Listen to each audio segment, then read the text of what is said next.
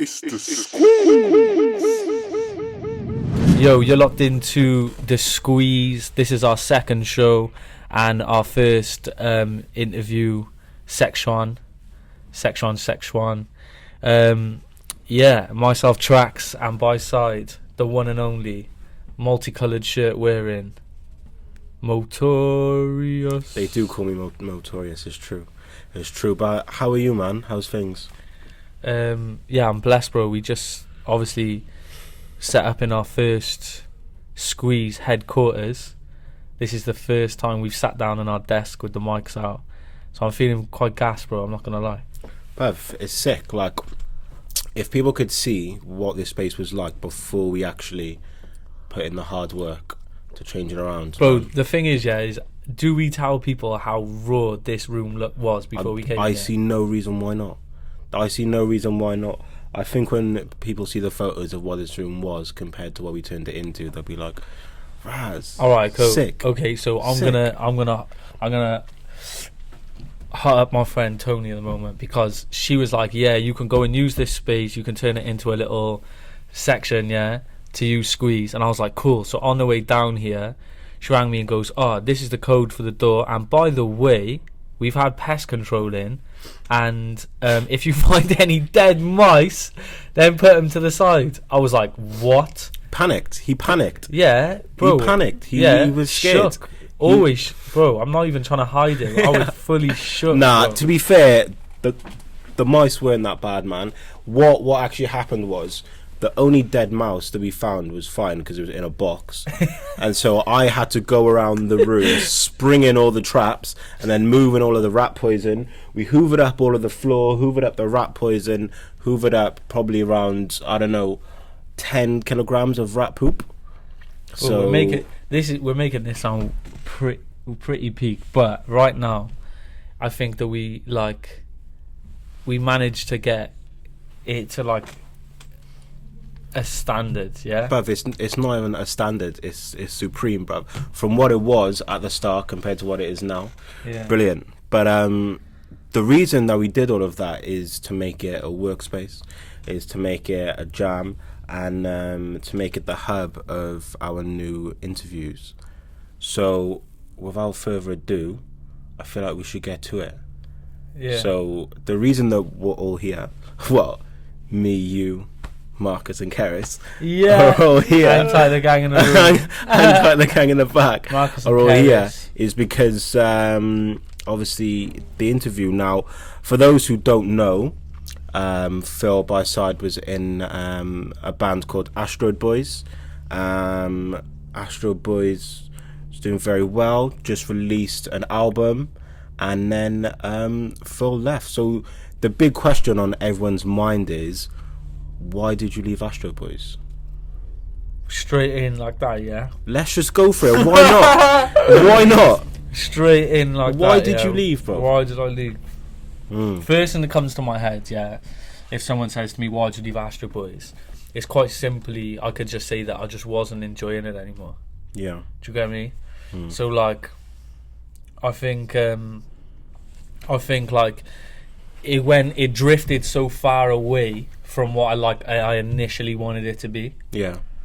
That I was going on stage, and I had changed and evolved as a person so much that I was going on stage and being like, "Yeah, I don't really feel like this is who I am." Yeah. Or I was just roaming around thinking, I'm known as this guy, but I ain't even this guy anymore. So it was a bit like soul destroying, and then that made me not enjoy it. So obviously there's multiple factors for it to end up in that position. Yeah. But I think quite simply, I just didn't feel like I was keeping it real. Yeah. And I think where I came from, coming into music was a very punk DIY background. Yeah. So everything was when Astro Boy started, it was very punk DIY, in the sense of we put on our own shows, we made our own pop-up shows in skate parks, and just everything was DIY. And then it becomes so polished and in professional and in industry, and everyone told me this is what you want, but it was actually not what I wanted. I wanted to keep it punk and keep it DIY. So through that punk mentality, you want to like keep it as real as you can. So I got to a point where I was like, if I ain't keeping it real, I might as well just dead it. Do you get me? Yeah, trust. I hear that, and you touched on something which was which I thought was quite interesting. Then, so you were saying when you was on stage performing and stuff, you felt as though that was a different person to who you actually were in a sense. So who is it that you think you are compared to the persona you was maybe putting across on stage? So like when you grow up and that, like I grew up like idolizing all these like bands and rappers and all these kinds of things, yeah. When I like stopped idolizing people in general, but when I stopped idolizing these bands and rappers, I realized that they thought it was cool all along to be like ignorant, or they thought it was cool to be like what's that punk guy called that used to like throw doo-doo at people on stage? What's his name? That mad guy. There was like a mad guy. Let me Google it. Everyone, we used to say his name all the time. There was basically like a punk guy in it. Yeah. My mind's gone blank, to be honest. But it was like everyone wanted to be like that, like the wild, like I'm a rock and roll, like do you know what I mean? I'm a punk person who don't give a F about nothing. Is it Gigi Allen? Yeah, Gigi Allen. So like I always used to say like, yo, to people like no one's ever gonna be Gigi Allen again. So just calm head, like you don't have to act so wild. But anyway, that mentality is sold as a good mentality. So through the years, like Marcus knows, like when we were ramping around with Asteroid in the early days, we were reckless. Do you get me? We were reckless, doing mad stuff, cause we created a lot of enemies in life. Like we thought we were cool for it. But really, we were just living some blatant lie. So, like, as I grew, and I guess, like, matured, I just thought, you know what?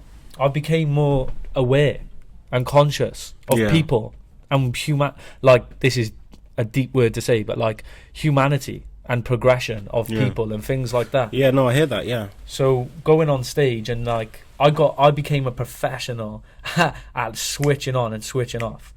So, I would be, like...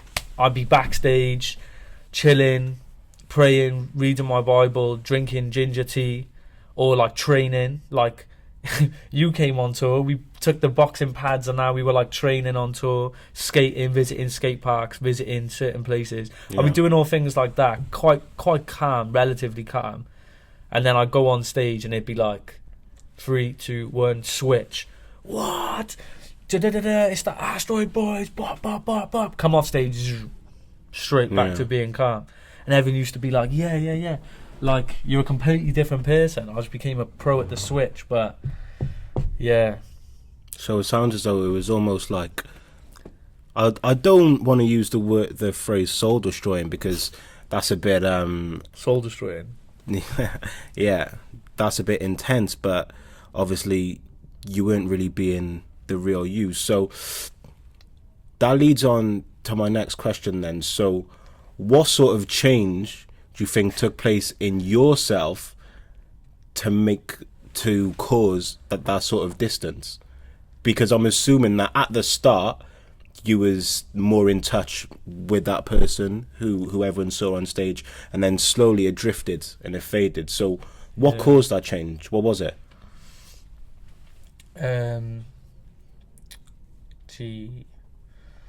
So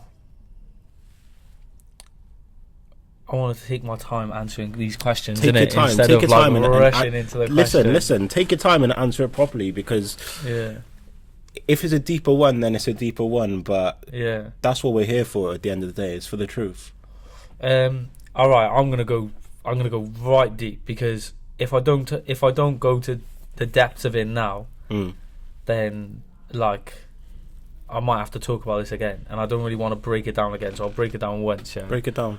When someone has had a bad experience with, like the father figure in their life, then they tend to like live based off like a constant feeling of rejection, or a fear of rejection, or a fear of like abandonment, it challenges their identity, and they feel like they need affirmation because they're not getting it from the one person that should have always given it to them, which was like their earthly father.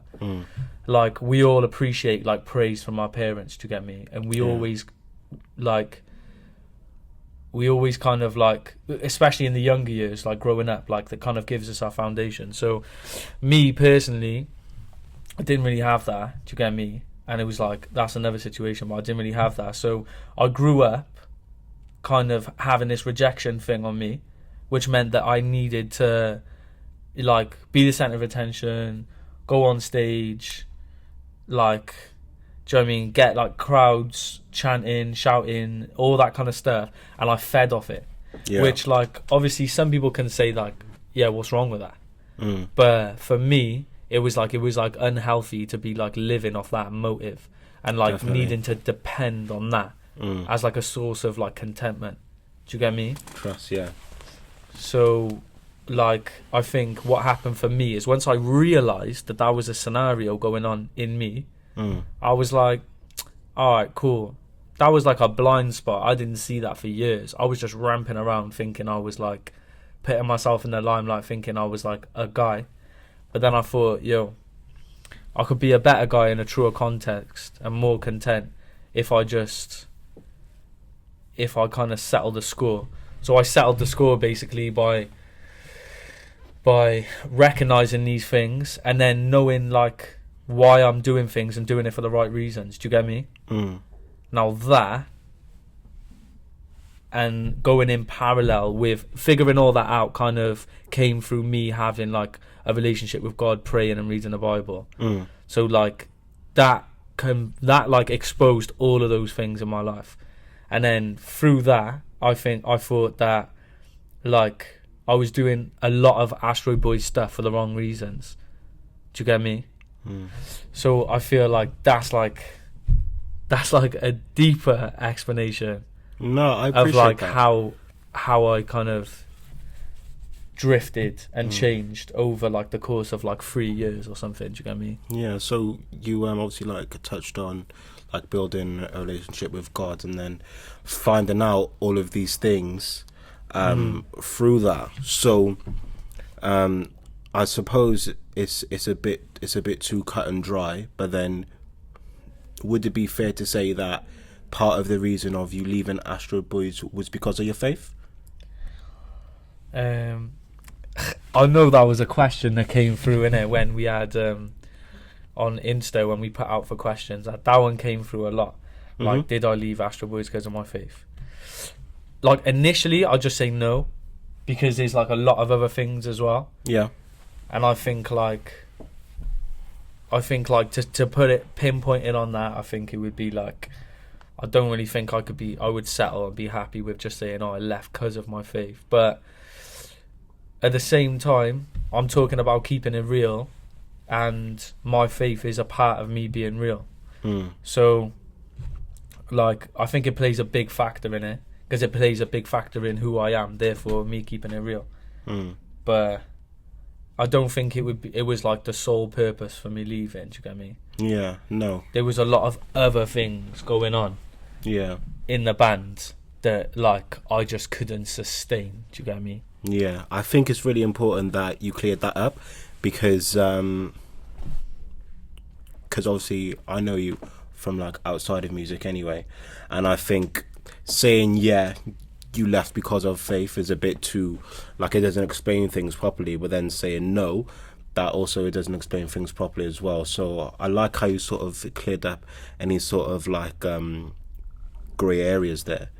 And we can definitely go back to that a bit later. But what I wanted to talk about also is obviously the timing of which you left Asteroid Boys. Obviously just released an album and was basically, from the outsider's eyes, living a dream. Like, you started a band with your mates, signed to a label, released an album. So what was the whole process like of signing to a label, working with a label? Do you think it was a good thing for Asteroid Boys? Do you think it hindered Asteroid Boys in any way? And how was the process sort of breaking away from that? signing to the label, to me, money or no money, just signing to the label and putting an album out through the label, it was not so much a good or a bad thing. It was a conflict of interest thing. Okay. Do you get me? Okay. Okay. Because let's expand on that.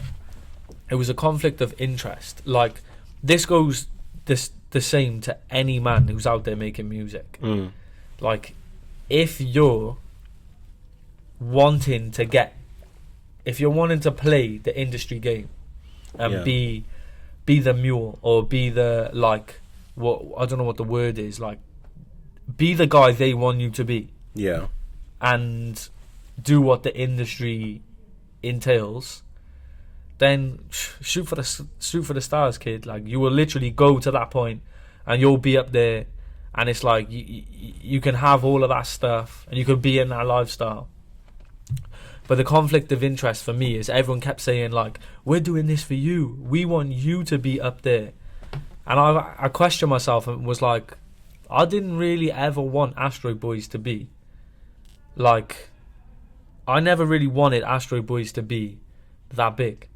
Like, I never wanted it to be like this stadium band, or like, do you get me? Like, I liked the DIY low-key underground flex. Yeah. Like, that was what I was into.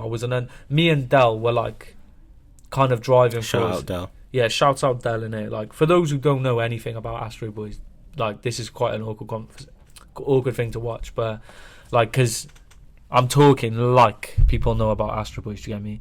Del was the producer in Asteroid Boys, and me and Del met each other in a youth centre way back in Newport. And like Hang Tight Del, like, we just matched the vision, experimented with Asteroid Boys, and we were kind of like driving force with Asteroid Boys. Like obviously Benji was like a consistent like frontman and personality, but I think behind the scenes me and Del were kind of real like driving forces. So, and I think if you ever chatted to Del, I assume he would say the same thing as well. He never really wanted this flashy, not like we had no flashy lifestyle, but we didn't really want that big thing. We didn't want to shoot up like to like stadiums and all that. We didn't want to get up, climb this ladder. Like, we wanted to stay like bare underground.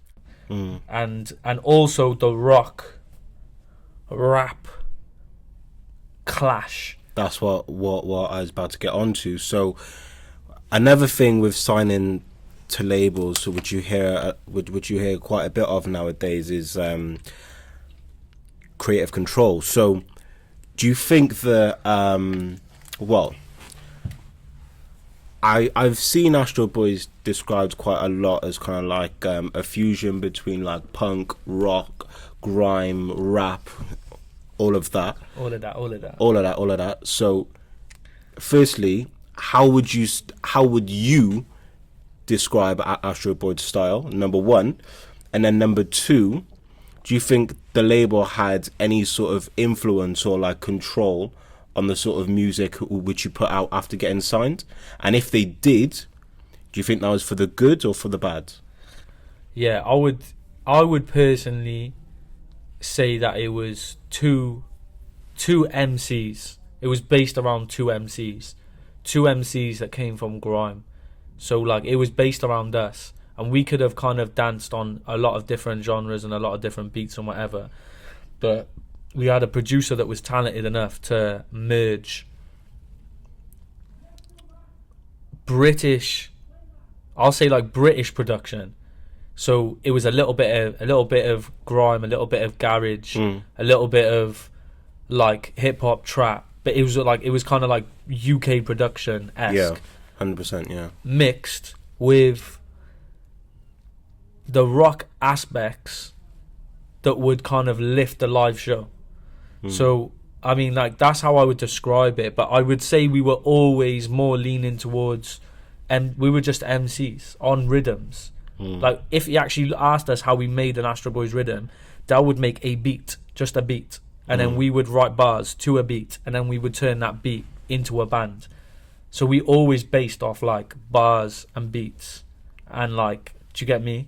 Like, that's how we thrived as MCs on beats. So I would say that was where we came from. That was where we were. That's who we were. Yeah. So obviously how it evolved via the label was tricky. Yeah. Because tell us why, bro. Tell us why. Like, I get it. I get marketing, and I get where the best way to market Astro Boys, because at the end of the day, there's a whole world and sea of grime MCs. So what's me and Benji as a grime MC next to a world full of grime MCs? Yeah. Do you get me? Like, we would have sunk in a sea. Like, don't get me wrong, I can rally on a radio show or on a set or whatever, but like, we would have just been like crabs in a bucket in the grime scene. Our niche was that we did that, and I get that, but I think the label took it too far, in my opinion. They saw us as a rock band, and they wanted us to be a rock band, when I was pushing for us to kind of be in both worlds. But I feel like the label wanted us to be in one world, or they only knew how to push us in one world, which was the rock world. Yeah. And I found us on too many rock tours. Making the album, we took a lot of hip hop, we took a lot of rap off the album and replaced it with a lot of rockier tunes. Yeah. Like, we were actually told to like go back in the studio and make a rockier tune. And we got rid of like interludes that were like barring interludes and like things like that. But like, my personal opinion, is I've become more of a purist. Like, I don't actually think like, what's the word? Is it like fusion or like word for cross genre bands? Is that what it is? Yeah, cross genre bands or cross sound genre bands. I don't actually think it works. Like, Astro Boys was like, to me, was like the best attempt at it. I don't actually think it works. I think if you want to make punk music, go and be be a purist, be the best punk band ever. Like, be Trash Talk or something like that. Like, just go and be punk. If you want to spit grime, go and spit grime. Like, do you know what I mean? Work your craft on basement sets, do you get me? And just get yourself out there as a grime MC. And like, I feel like trying to put it together, I don't know. I think we tried, but I think like the balance got lost in the source of the label, like trying to push us as a rock band and that. Do you get me? Absolutely. So like, taking it back a little bit, then obviously the label sort of had influence in pushing you guys in the rock direction, which I definitely noticed as well. I mean, when I helped you guys out to obviously like DJ, just to warm up for a couple of tours, we was out in Germany, and it was a very rock crowd, you know. Yeah. To the point where I don't even think they understood what Astro Boys were. We got lost in translation for sure. So moving on to something a bit more positive, what are some of the experiences or memories of just being in the bands over such a long time? What, like 7 years?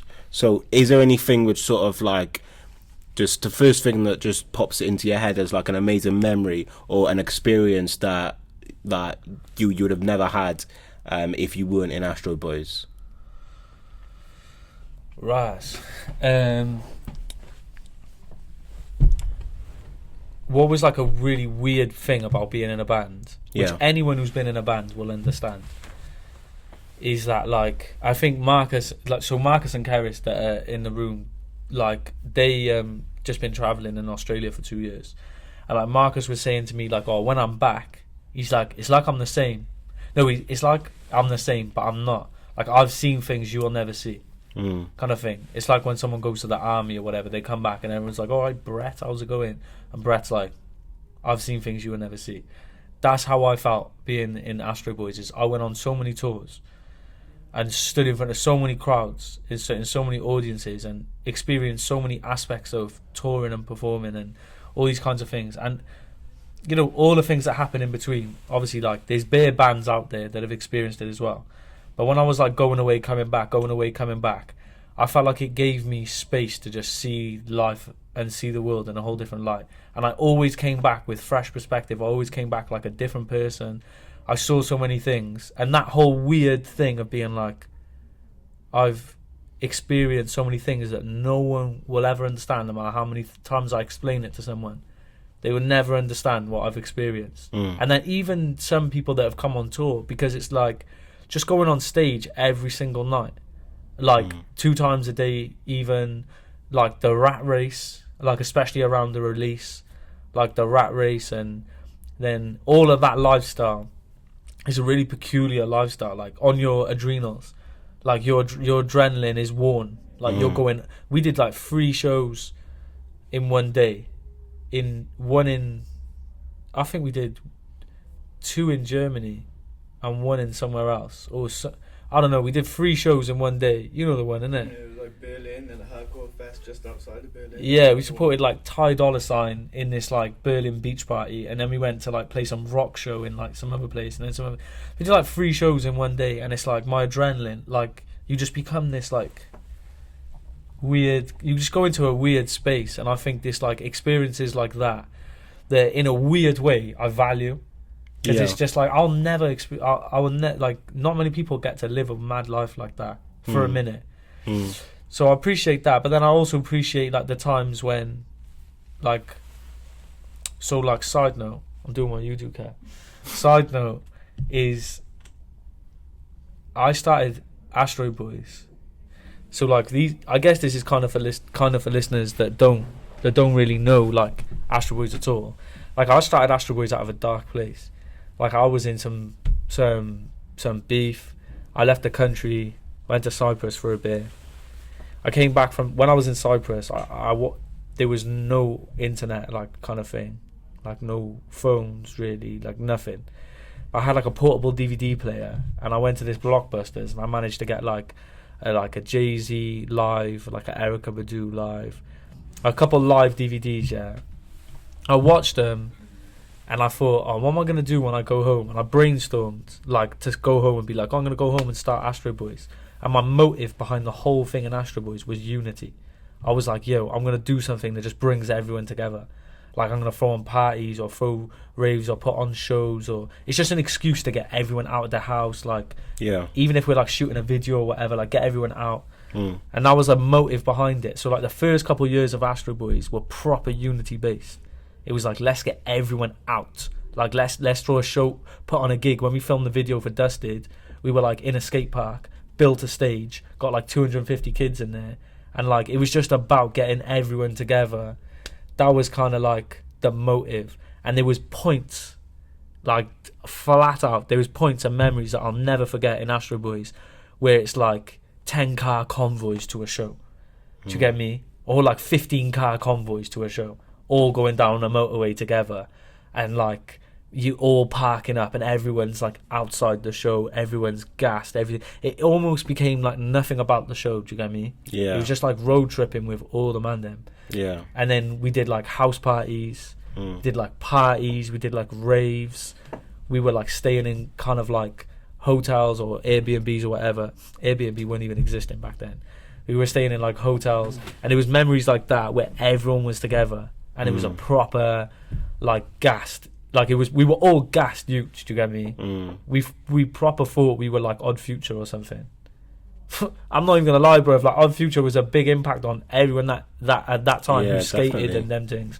And we literally thought we were, like, right, we are, like, like, Cardiff Odd Future, but a like, a rock switch-up version.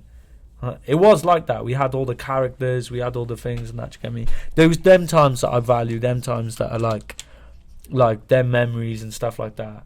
And to be honest, it's hard to think of like so many things off the top of your head, but those things were sick. Of course.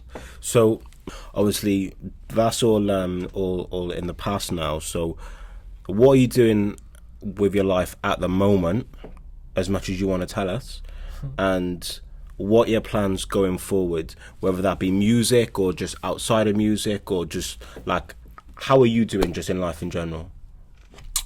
So I'm blessed. Yeah, hallelujah. Everything's good. I'm like bare happy. I'm happy I got projects like Squeeze, like this, like I'm happy I'm making music. I know that's a question a couple of people send in, like, are you still gonna make music? Like, yeah. Like, I'm making music. I never stop making music.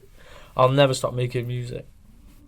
but like I'm making music that I'm happy with. Yeah. Like, so I've got projects and I'm excited and I'm grounded, like, as a person way more. I know what makes me happy. Do you get me? People always say like, oh, getting old is long, but I genuinely think that every year you get older, every year you get wiser, every year you know what to do and what not to do. 100%. You know what makes you happy. Yeah. So like I'm happy. The first 2 months of leaving Asteroid Boys was a mad thing though. Like that was like a scary place. Do you get me? Like obviously let go of what you've been doing for like 7 years. Yeah. Do you get me? So like 7 years on that, and then letting go, and I had 2 months of just like no man's land kind of thing. I was just like, I don't really know what I'm doing. Yeah. And that was a scary place, and like the Astro Boys ended like not in a good way. Like that's something that I'm not like the happiest about, is it didn't end in a good way. And like I feel like because it didn't end in a good way, and I had like this big gap, there was a lot of like I don't know what the word is actually. There was a lot of like, was there a lot of things that went unsaid? Yeah, definitely that, but more so that there was like a gap. There's just a gap in it. At the end of the day, it's relationships. When you're in a group or when you're in a music thing and you're traveling around with these people for years, you build relationships. And I even built a relationship with just the brand Astro Boys. Yeah. So just letting go of that, it's like you got to stand on your ones. You get me? Your identity is not in that. Do you get me? Yeah. So absolutely. It was like a little gap, little refinement, but like I feel like I'm back on my feet. Do you know what I mean? Good. Midget gems, like what? One thing, just looking back on Astro Boys, one thing that we didn't really touch on. So, when do you think Astro Boys was at their best? Good question, G. When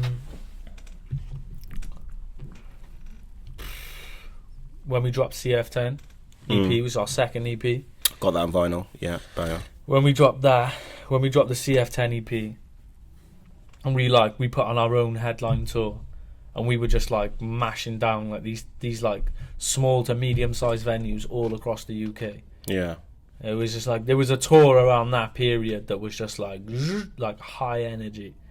It was just like, and I think like that record as well was like, I just think it was just like an honest record. We made it when Benji came out of prison. There was like a fresh fire of energy, and we just like made the record and then flew out with all the energy. And I think like we made the best, maybe, actually no, I was gonna say we made the best music video. Posted, that song and that video was like a thing, innit?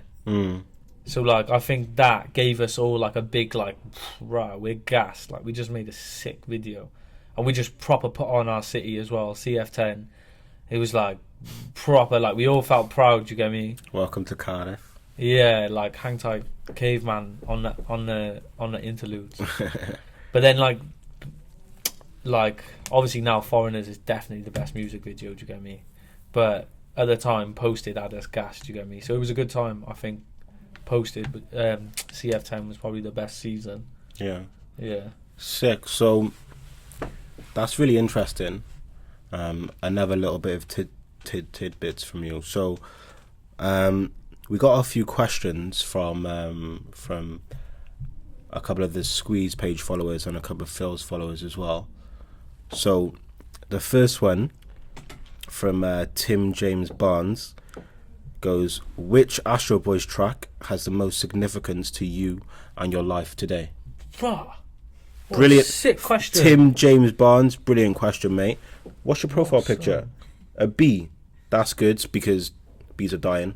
So yeah, I rate that. Maybe Foreigners, bro. Foreigners. Probably. Why Foreigners? I thought the video and how it ended, I thought it was brilliant. Yeah. No, definitely Foreigners, actually. One more chat in. Foreigners it is, guys. Foreigners. Tell us why. Foreigners was like the last thing that I had like full creative control over. Yeah. So like the video, like I kind of co-directed the video and edited the video like myself. So I had like this, and I had like a little tiny budget, and I had a little tiny bit of time to put it together, and I had like the vision to get everyone together, and everyone in that video kind of like is all from Cardiff and that. I just thought it was powerful, bruv. I ain't gonna lie, bruv. I literally thought Foreigners was just a powerful video. Whether people understood the message or not, I think it was a powerful video. So I'm like, I think that is like the most long-lasting track and rhythm. Yeah. Do you get me? Definitely, I would agree. I really liked that video. The only thing that I didn't like was waiting on those stairs in the freezing cold in town. When we were filming it. When we were filming it, yeah. But how it all came together, I think it looked really good. And it came out at a time when there's quite a lot of talk just in like politics, just about like race and immigration and all of that anyway. So it just fitted really well. So we've got another one from someone whose username is Smell the Bacon, which sounds pretty familiar. But it basically says... Ironic, our first EP was called Bacon Dream, which came out of a joke, but obviously, like, as things have changed, like, man just don't eat pork no more. Do you get me? So, like, all these bacon phrases, switch that for a turkey ration, my G. Smell the Bacon says, will you ever return to Asteroid Boys? And he saw you supporting Enter Shikari, and you were sick. Safe, bro. What was his name? Just Smell the Bacon. Alright. Hang tight, smell the turkey rasher here. Will I ever return to Astro Boys? I don't know. Probably not. But, like, I don't know. Maybe, like, one ham reunion show somewhere. I don't know, though. Like, when I left Astro Boys, like, if it was, like, solely up to me, I would have wanted Astro Boys to, like, dead. Just, like, cut off. Go quiet for a bit. And then we could always revisit it with a bit of hype in it. Do you get me? But I think they want to... I don't really know what's going on with the band, but I think they want to like carry it on or something. So, I don't know. They could build the brand without me, and then it's just pointless me coming back, to be honest. Do you think another MC could join Benji as a member of Asteroid Boys? That's from Gabe Newham 001. If they want to. What is it like? Do I think it would work? Maybe. However you want to take it, answer it like that. I think like something that was interesting about Astro Boys was that it had like a skate culture, it had like punk culture. It was the dynamic. And it had like the mixture and that of different dynamics. I feel like I carried a lot of those mixture things. I feel like Del carried a bit of those mixture things. So if he's gonna find another MC, they gotta be a guy who's like true to himself and kind of carries a mixture of things to bring to the table. Like if he was just gonna bring in any MC, then I just think he would be dead, to be honest. Yeah. I think you'd have to bring in someone with a bit of like flavour and something different to bring to the table. Do you get me? So we've got another quite an interesting one from Andy Rella, and it says, did you really have Lurgy for Slam Dunk? You didn't play at Slam Dunk because you had Lurgy. I didn't play Slam Dunk. Oh, I get you, Gabe. I'm sorry. No, who's Gabe, bruv? His name's Andy. Oh, bro. Andy Rella. Andy Rella. Andy, we're sorry, man. All right, listen, scratch that, Andy Rella. Randy Rella? Andy Rella. Randy Ella. Randy Ella. Andy Ella, Randy Ella. Yeah, I was ill in it. So like when people were expecting man to play like Slam Dunk and that, I was ill. And to be honest, like I had this thing called Quinsy, was nasty, bro. Some like infection thing in my throat, and I was out of action, so I couldn't play the last couple of shows. I feel like I got ill because of stress from leaving the band, if I'm being honest with you. But like, yeah. Are you still going to use metal in your music? From Scott Dev. Right now, no. right now, no, I ain't trying to ramp with like cross genre music making. Like the type of music I'm making now is not metal or rock or punk or anything like that. But I'm like, I do like myself a bit of punk, and I probably will start a punk band at one point, but that's a separate thing. We've got quite a good one here as well.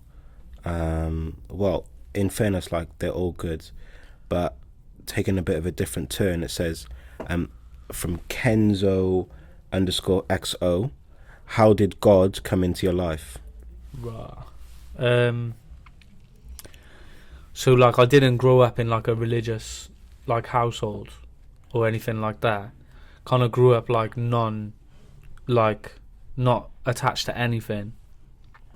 Apart from like on Easter they'd make us go to like the Greek Orthodox church, innit?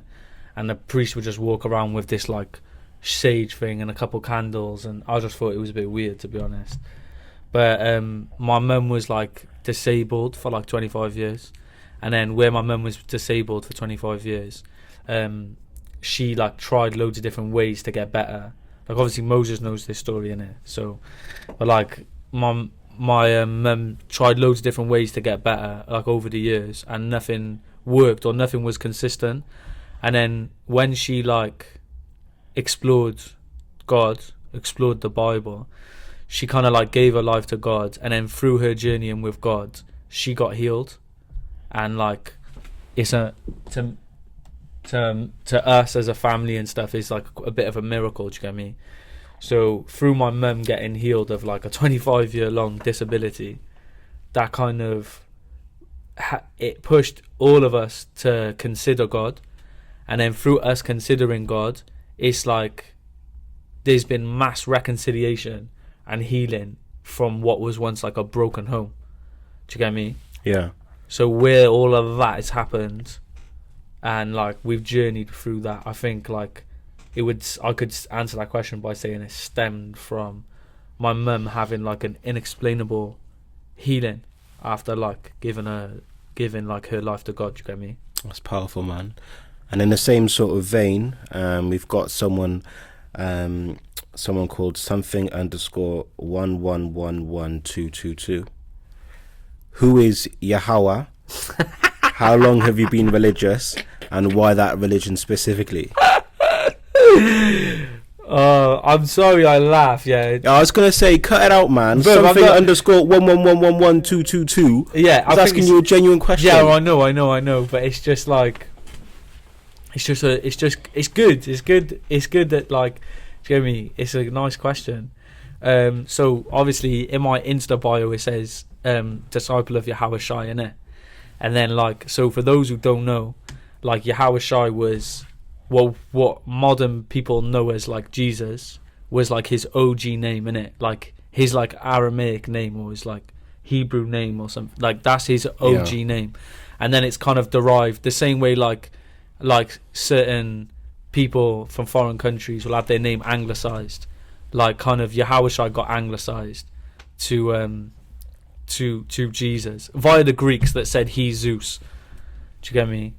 But I think if the heart matter behind whose name you're calling upon is like the Son of God in the biblical context, then I think that it's blessed.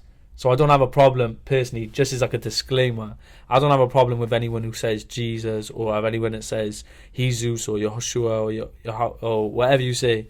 I think like if your heart's in the right place, then God sees your heart, and that's fine.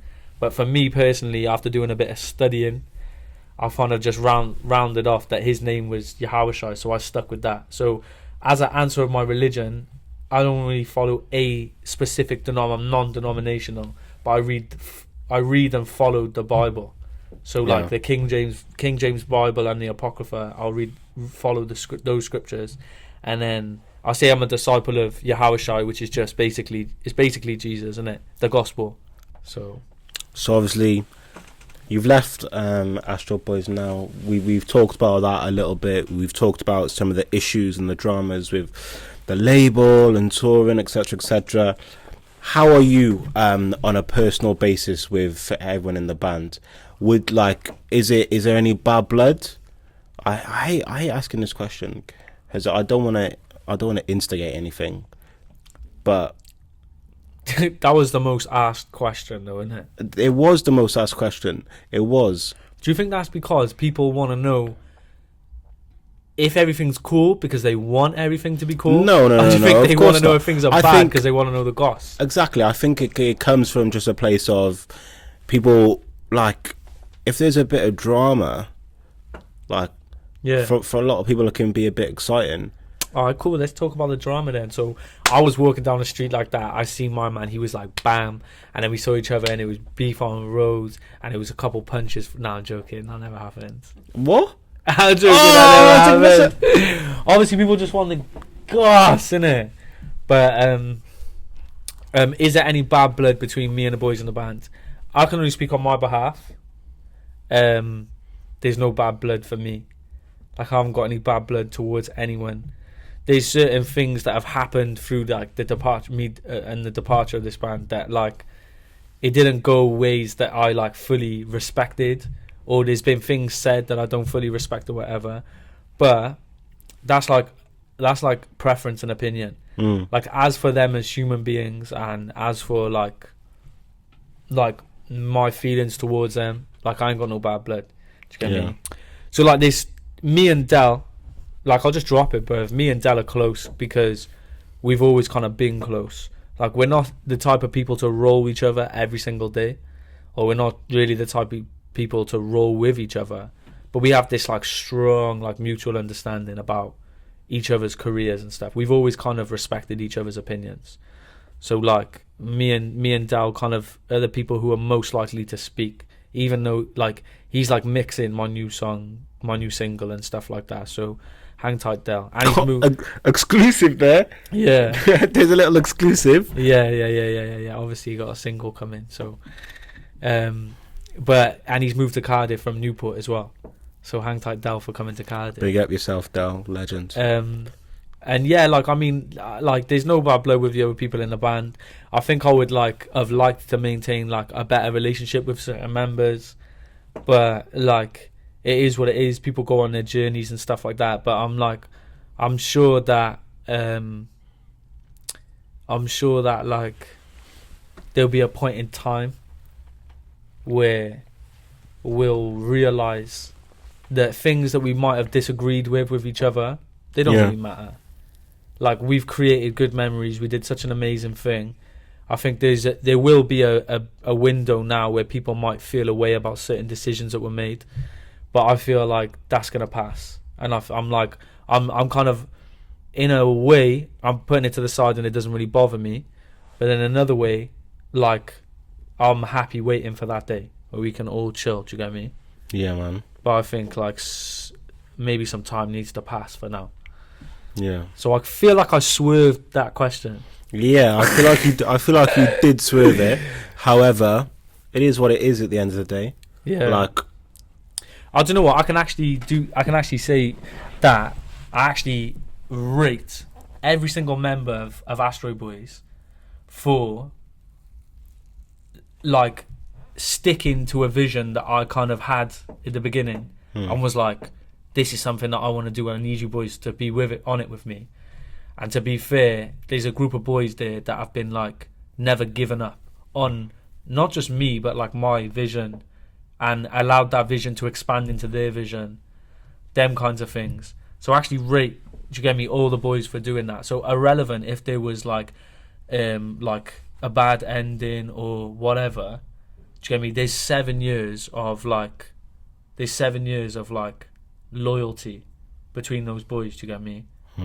So yeah, sick, man. Well, before we wrap it up, is there anything which you want to just say which we haven't covered? Is there anything which you'd want to just let people know? Yeah, I'd probably say like, not to give like unsolicited advice, yeah, but like for people who are listening that are doing music, like, figure out what you want, because it's like it's a dangerous pool, it's a dangerous industry to get like involved in, because like I've challenged a lot of my friends, being like, why are you doing what you're doing? Not to stop them from doing it, but to like refine why they're doing it, because they'll be so focused and so driven to get to a place that they can like mistreat the people around them that are really important. Like they can be selfish ambition can be like a very strong drive behind musicians these days. And I think like obviously selfish ambition can kind of get you what you want, but I genuinely think that like when it comes to the end of it, like for me when it came to the end of Asteroid Boys, I actually turned around and was like, where's all my friends? Realised that a lot of people are around me just because of that. Do you get me? Obviously I have my core friends. Is that thunder or is there some shutters? So yeah, that was they just shutting the shutters outside, didn't it? Do you get me? Wait there. Have you got the keys to the shutters? Yeah, fam. I've got the keys, bro. Right. Got the keys for the car. No, but that would be just one thing that I would say is just like refine what you're doing, and be like and your motives, and then maintain like relationships with people as you grow and progress.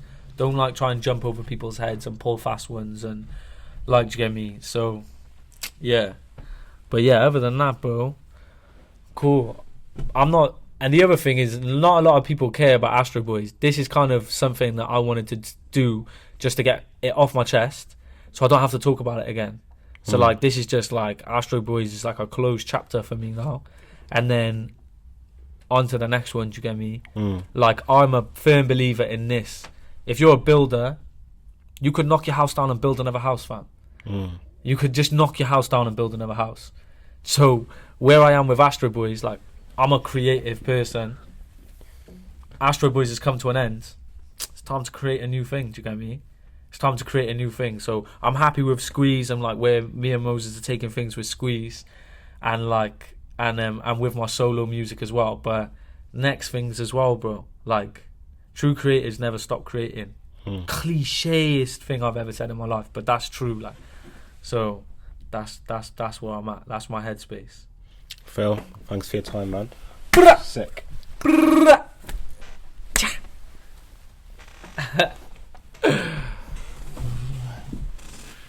Yeah? Yeah? Cool. Right. It's the squeeze.